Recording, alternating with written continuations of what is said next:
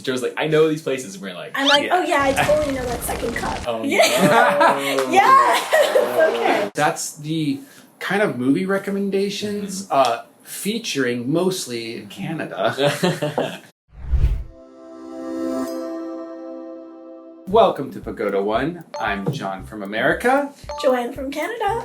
George from the UK. Hi. And today we're doing something a little bit different, a little bit on the fun side. Mm-hmm. We're going to be talking about popular or really good movies that we think are good movies from our own countries. Mm-hmm. Now, of course, I had a much easier job since we have Hollywood in America. I'm sure there's great studios around the world, but otherwise, a lot of countries have good studios, and I'm really interested to see what you guys say, actually. You know, there's a few. For you, though, it must be more difficult in a way, because there's so many movies.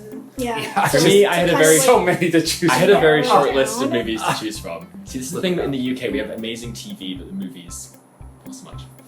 Yeah, actually, TV is better. Yeah, I'll have that. Canada? Canada. Up in Canada. Canada. As your northern neighbor, I'm United very States of disappointed Canada. in you. But you're also sorry, all right? I am also sorry. I'm sorry that you're not educated enough to know how to pronounce Canada. United States of Canada. As my apology, why don't you go first on... Sure. What I mean, Ryan Reynolds pretty much like he's hot boy, number one. Yeah, and what, Rachel McAdams? She's Canadian? She's Canadian. I thought she was British. What are other popular... It's a great question. For my movie choices, I am a very big nerd. So a lot of my movie choices that have to do with Canada were very nerdy choices. Sure. So my first one that I can think of is a movie called Scott Pilgrim vs. the World. A very short synopsis of the movie is that there is a guy and he falls in love with a girl at a cafe, but in order to date the girl, he has to fight all of her evil ex-boyfriends. Or exes, sorry. All of her evil exes. And so it's just a really quirky, fun movie about how he defeats each one of them and ends up dating her at the end of the story. And he doesn't defeat them like punch battles or whatever. No, we've got magic, we've got swords, we've got the whole nerd shebang. Yeah. Is it based on a comic book or game? It is based on a comic book that is based on real people in Toronto. So, okay, I was gonna say, is the comic book also Canadian? Yes, real the comic book. Like real robots. It's not real robots. Have you seen the movie? It's a long time ago. Okay. It's like digital, and fighting, and it's like all VR. George, you know! I mean, there are digital Have I seen a aspects. different movie? The fights were really comic book. Yes, Yes, were that very is comic true. book But I don't fights. remember robots. I don't know. It's okay.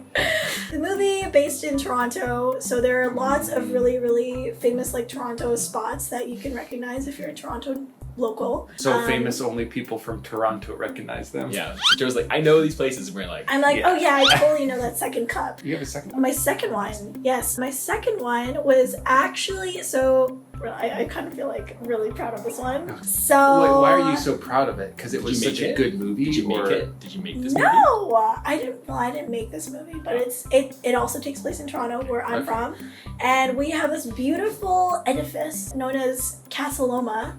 It's a castle that is kind of still in use, and so people take tours around it. Okay. And the movie that was filmed there was the very first. Well, not the very first. Mr. Darcy? No. It's my country. Why did you expect Mr. Darcy? Because you said the very first, and it was castle, and I was it could be... No. X-Men. Yeah, it was filmed in Castle Loma. So Xavier's home is Castle Loma. Okay, so it was all filmed? Almost all filmed there, I'm guessing? A lot of the parts were filmed there. Canadians. So, Toronto, really good place for filming. I mentioned this a little bit earlier, when we were kind of off screen, but a fun fact about Toronto is that instead of New York, a lot of film crews will film in Toronto because it looks very similar. And it's cheaper. Yeah. So, yeah, a lot of the scenes where it's a New York scene or like kind of scenery is usually actually filmed in And then they Toronto. just kind of like throw the Empire State in the background. Okay, I have one last one. Oh, God. Okay? You know what? That was a perfect transition, but it's okay. It was one last one. Just edit So- this one out. No. This one's really important. In some ways. For like teenage women at the time, it was a very influential movie. What's at the time? Yeah, what time? Mid 2000s. Okay. Twilight. Okay, I'm done. Twilight. Hi. I was such It a is- fan. Oh, Yeah. no. Yes. Okay. Yeah. Twilight was filmed in Vancouver. There are a few like scenes that were taking place in America, but yeah, it's Twilight. It was like it was a really big.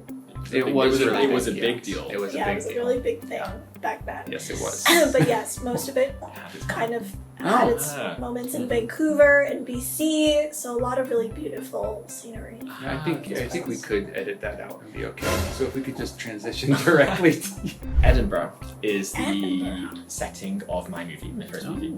And it shows a very different side of Edinburgh. So if any of you have visited Edinburgh, you've probably seen the castle, the festival, Arthur's Seat, the kind of rock mountain in the middle of the city, all that beautiful stuff. This movie, not so beautiful. Shows the dark kind of underside of Scottish society, but Edinburgh specifically. Train spotting. Oh, Train We've seen Train spotting.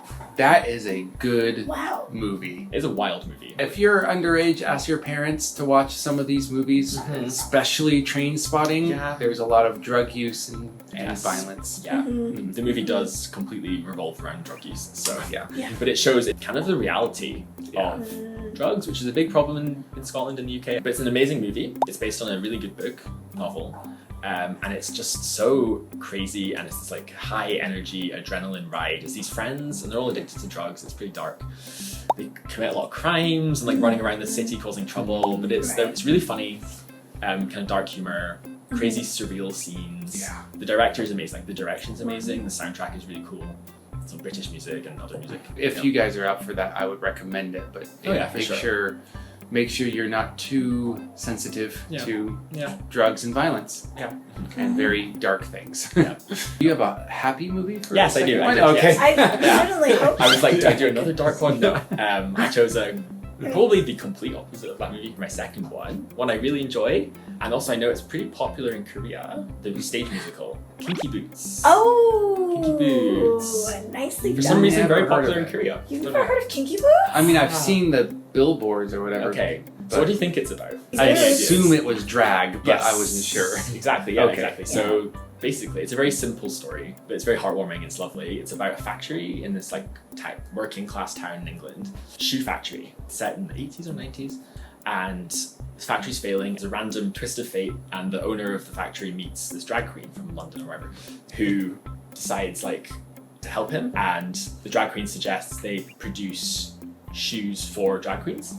So very large size feet, boots for drag queens to wear. So it kind of revitalizes the factory, and it's very heartwarming. It's a musical, so lots of songs and dancing, and the lead actor does an incredible job. Chiwetel Ejiofor, he's amazing. Yeah, he's the Good guy luck spelling that. I can send to you. I believe he's the guy who marries Keira Knightley in Love Actually. Oh, Yeah, that makes now sense. that you mention it. And he's been in a bunch of stuff since then. But so yeah, That anyway, makes so sense. two very different ones. Yeah. Showing kind of dark Yeah. sides, both showing sense of humor, showing kind of the spirit of British people, I think. I think you were saying this before too. Like I had a harder time because Yeah. I wanted it to be, of course, movies that came from America, and I kind of looked up American studios rather than filming because I think they film a lot around. But I kind of tried to narrow it down to movies that were mostly filmed in the US, if not completely, as well as pretty popular. We all know things like Spider-Man No Way Home has been a super big movie in the current generation. So I did two movies, one from like my early age, like when I was growing up watching movies, 50s. and then in the 50s, 1950s. And then also now for people who are not the greatest generation. The one that I'm going to pick for now, which was not really filmed all in America, but it was an American studio, and it was one of my more favorite, more modern movies, is Dune. Dune. Yeah. It was partly filmed around the world. Nice. Yeah, in many different places around the world. Part of it was America.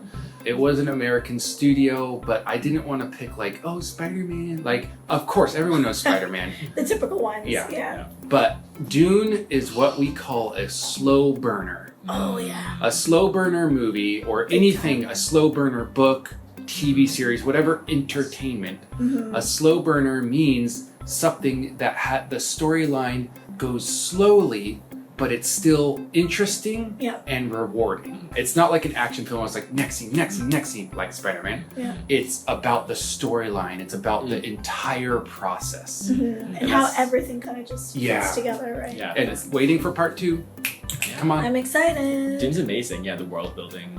Oh yeah, they did an amazing job with that. I really want to read it, but it's a hill to climb. Reading Dune is a hill to climb. It's like 3 books long. Chunky. And they're huge books. They're like chunky. Yeah.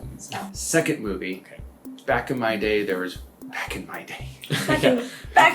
day. You had really famous kitties. Yeah. There's famous movies like whatever, Lord of the Rings and whatever. Yeah. But I wanted to choose like the movie that really impacted me and it's remained in my memory for a long time. And that's A Beautiful Mind.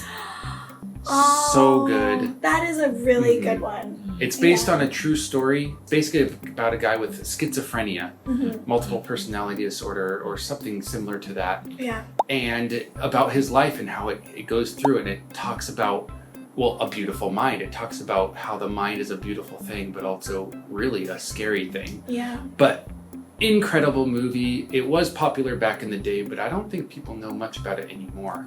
I would recommend it. It's a great movie. I would also recommend it too. I don't think I've seen it. I would recommend it. Yeah, but Who's the lead? Russell Crowe, I think, right? Yes, it is Russel Crowe. Yeah.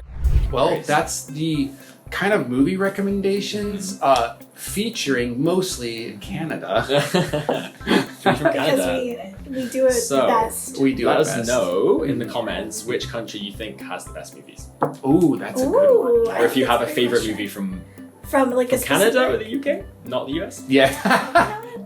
Our movie's not so well known necessarily. Yeah. I want to see all these like favorite movies that'll come out. Yeah. I'm always recommend us movies. Yeah. Yes. Recommend us movies. Tell us about your favorite movie. Yeah. And like, comment, subscribe, and share. Oh, you guys did it without me even. Yeah. Bye guys. Bye. See you next video.